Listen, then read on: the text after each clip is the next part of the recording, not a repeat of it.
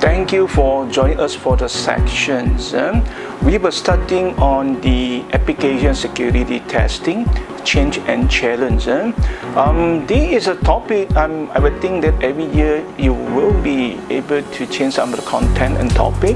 But if you're using for a long range time frame to looking back into those change and challenge, right? Whether from 3 years, 5 years, 10 years, 15 years, you were getting to know about why we are in today, from all the past changing, and where we are leading to based on some of the modern change and challenge that in place. So this topic that we're talking will be mainly to cover for all those change and challenge, in particularly that we will using very specifically to be used to addressing from all the industry regulation standard, whether specific security control requirement, and how those two have been used to address for all those requirements for the compliant basis. It depends, because this is a big huge domain. There were some of the customers will be get used to using the dynamic application security testing, the DAS tool. Some will be on the static application security testing, the SAS tool, the secure development.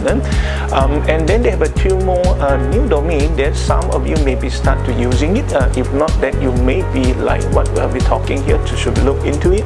One is on the software composition analyst to cover for all those the third-party developed module or open source module that you plug into your own enterprise application.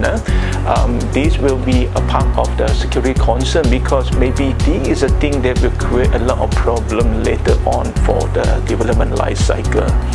And another part is the regarding for the rising of the mobile application testing requirement, that from the rising and more people and make use of the mobile phone to doing almost everything, whether you are on an Android ecosystem or you're on an iOS ecosystem. The challenge remains is that you cannot treat it like the pure web application, because it is not in the first place. They have their own industry standard to be compliant. So this is why that it will have the different set of challenge that we will be covered as well. At the same time, we also will be touching on the cloud migration. A lot of people now in their journey on cloud migration, and then some of the traditional security control, you may be aware that they have a very specific cloud security specific control that in place, and the regulation you may need to be aware to make sure that you are compliant to making you for a hassle-free migration over. So we hope you enjoy the sections.